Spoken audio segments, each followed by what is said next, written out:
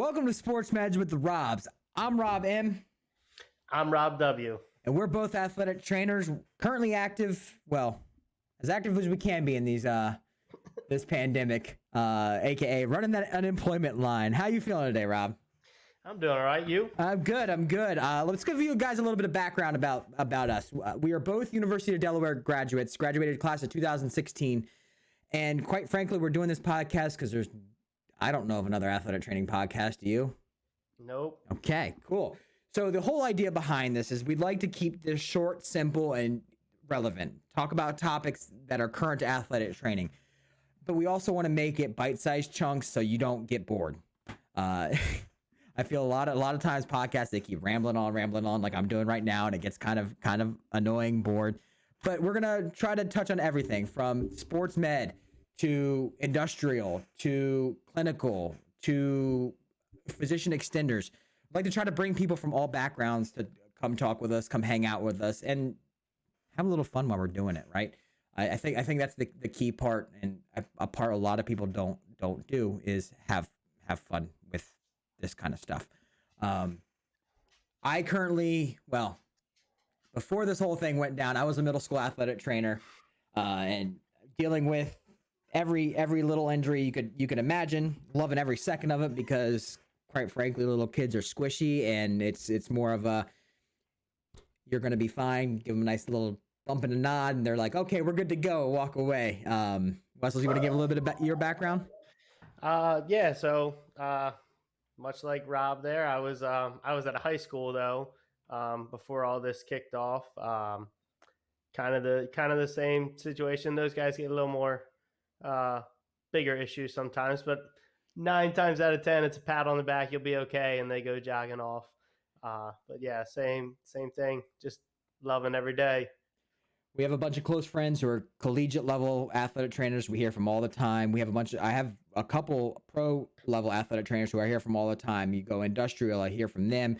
It's going to be a lot of variety of content because we can see it. We can talk about injuries from the range of things, right? A torn ACL is a torn ACL. It doesn't matter whether you get it on the field or whether you get it lifting boxes because you slipped in a factory or something like that. Granted, that mechanism of injury probably doesn't add up, but you know what I'm saying. It's COVID-19. All right, I'm going a little crazy. I don't even know what day it is. Most of the days, like I thought yesterday was Friday for some reason, and it was not. So speaking of COVID, how are things going right now for you during this pandemic?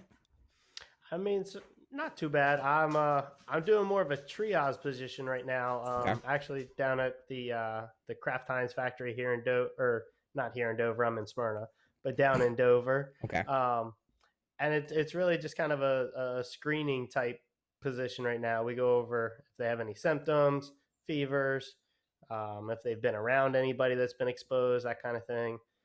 Just trying to stay busy, trying to stay relevant. Now, how's compensation for that? It's not bad. It's a little bit better than what I was making right out of college at the first company that I was with doing per diem. So okay.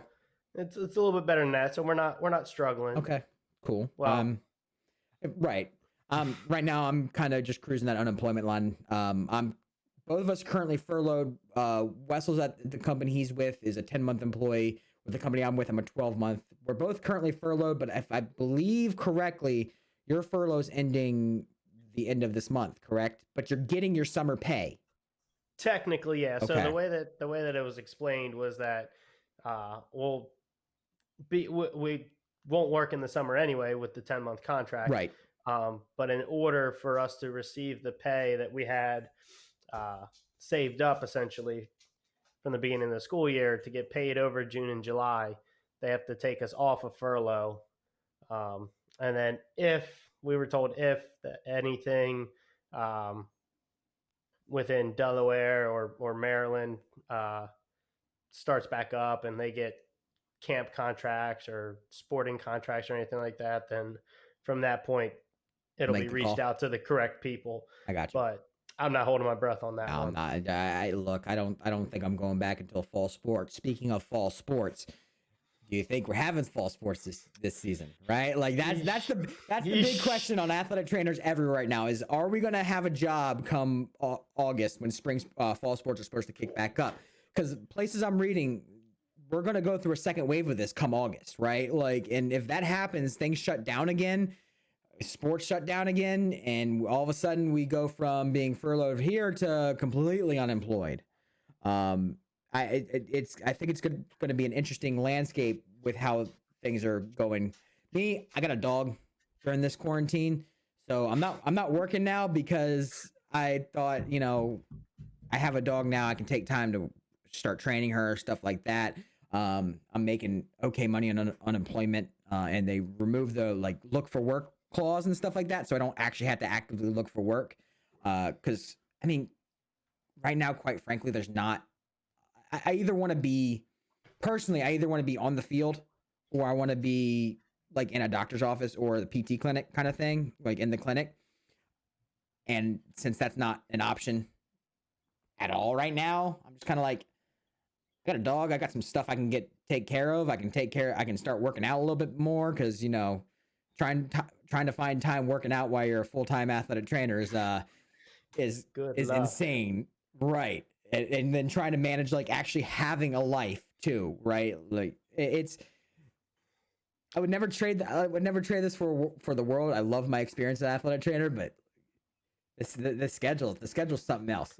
You just gotta get on that 4 a.m. circuit with me, man. No, absolutely not. The one thing I am gonna super miss is Friday night lights. Now, I'm a middle school athletic trainer, so my football games were Thursday evenings, which was nice because it means a lot of my Fridays were off.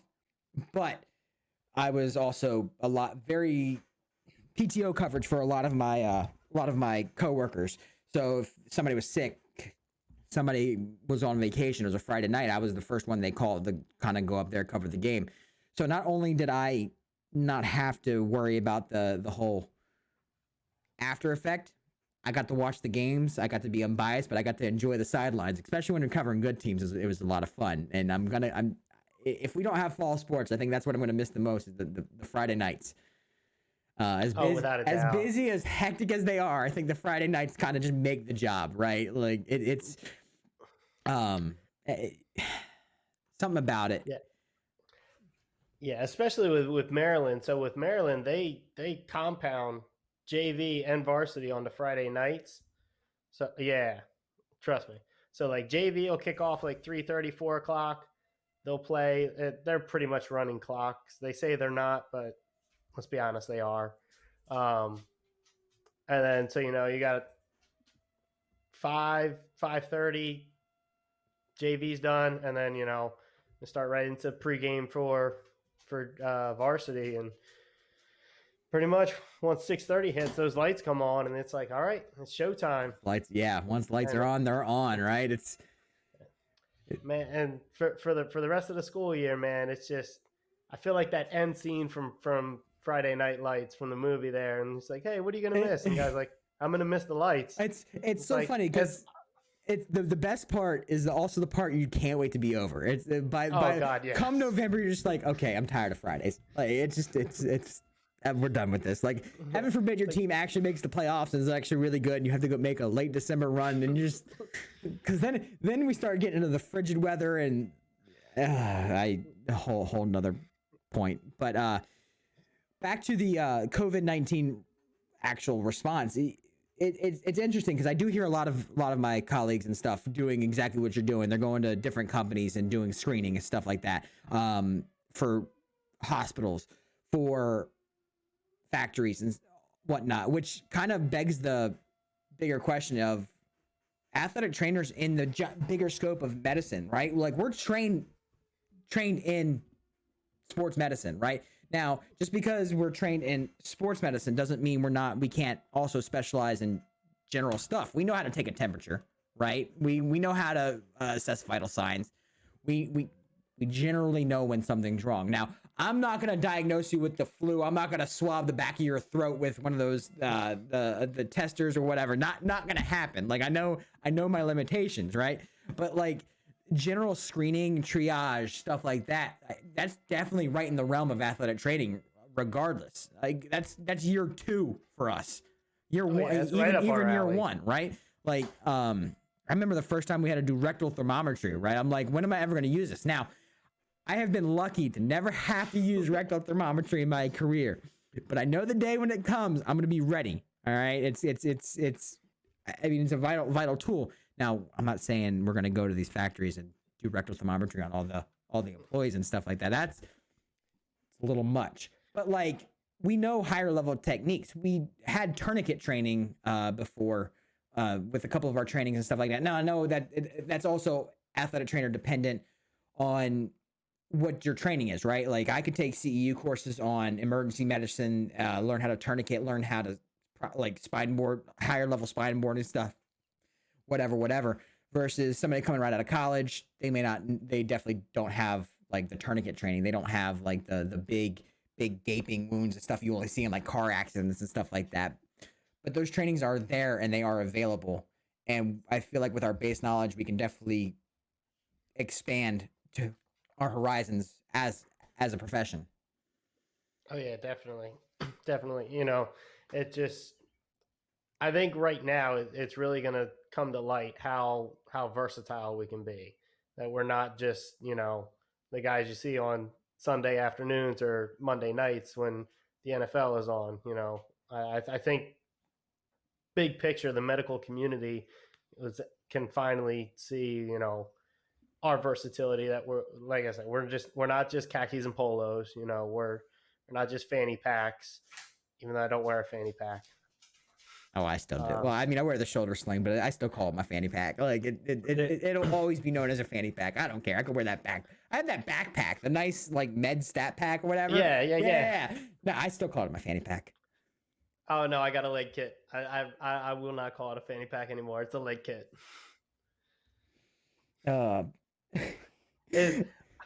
gonna go outside the box on that one there. But I mean, and to your point, you're also, I think a lot of professions are actually starting to see the benefits of athletic trainers, right? Like my first job right out of college was working for a pain management company, right? He hired us because we're versatile, right? We can do the triage, we can do the intake, we can do like we can do basic entering of stuff, right? We have a base knowledge, know like, hey, something's up, or this is musculoskeletal, this is whatever, right? And then we have the rehab background. He also had his own therapy area. So we used to do stretching and stuff like that with a lot of patients. And a lot of the patients, they kind of just benefited just from that. I'm rambling. This is my issue, and we're gonna learn about this on future that I need to corral myself in when I start rambling. And then I worked in the traditional setting. I work in the PT clinic, I feel like going through college, there was a stigma between PTs and athletic trainers, right? Like PTs don't want AT stepping on their feet, and like you even look in California, and they're still fighting a lot of the certification stuff and licensure stuff in California. But every PT I've met, and I've met quite a few, if they didn't know what an athletic trainer was, I made sure they did when I left.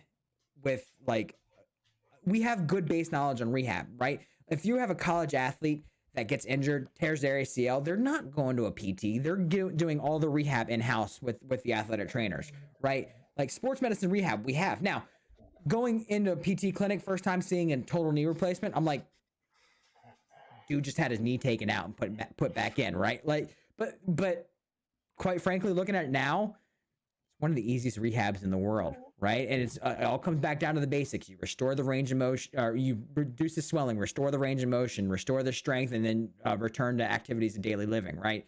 It's all the same concepts.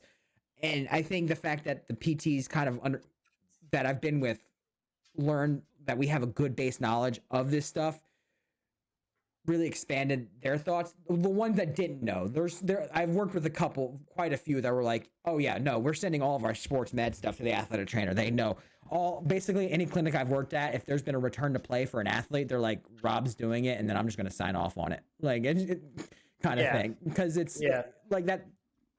It's our bubble, right? Like, but I definitely feel like the stigma between PTs and ATs is going away, right? Because we serve different roles.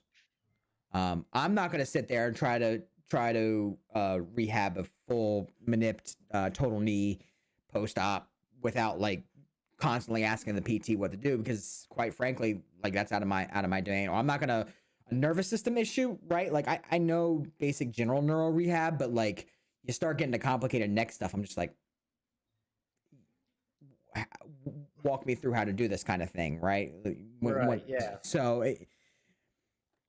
I feel like there's a fine line to walk between what you know and trying to do too much. And I think that's where the stigma came from, is that you probably had a few PTs that didn't know. Right. Well, you also probably had a few, probably a few PTs that thought we were stepping on their feet too.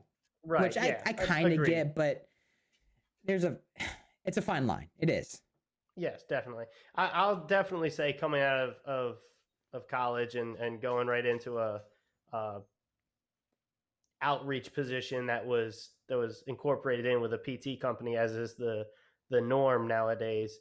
I was definitely surprised with pleasantly surprised, that is, with how much the PTs were just like, hey, we'll come out and support you, and like when you're in the clinic, we'll try to guide some of the more sport related stuff towards you, just so that you can take them through rehabs and everything. But when we come out to see you, like, it's your field, we're here to support you, and if you need a hand, give us a shout, but other than that, take the reins. It's yours. You know this spot better than we do. Yeah, and I think getting the PTs out to the field really kind of also helps as well. Like putting us in their domain does one thing, and then putting them in our domain just brings a whole another level of respect both ways, right? Like I respect PTs a lot more now that I've been working in the clinic, but I know quite a few PTs are like, how'd you know he didn't have how'd you know he didn't have a concussion, or when did you know he didn't have a concussion? I was like, I knew he didn't have a concussion like after I started talking to him. I ran through the test because I'm thorough when it comes to the concussion evaluation, as you should be.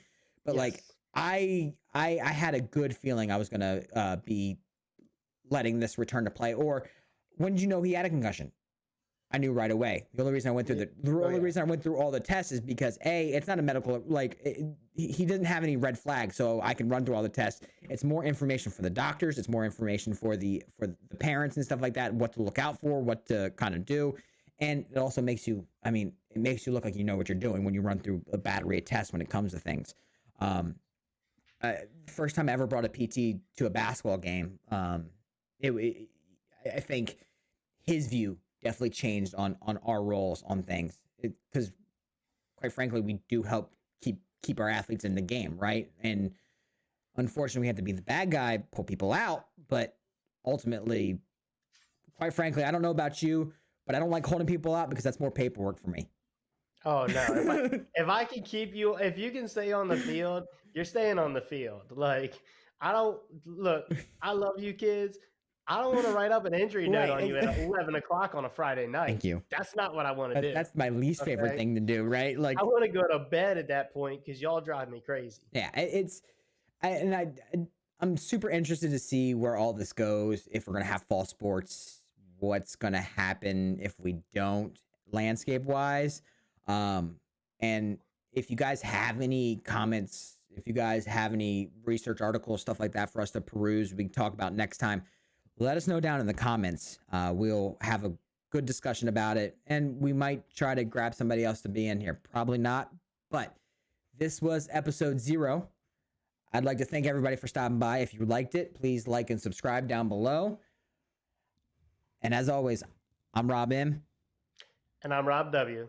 And this is Sportsman with the Robs. Thank you very much.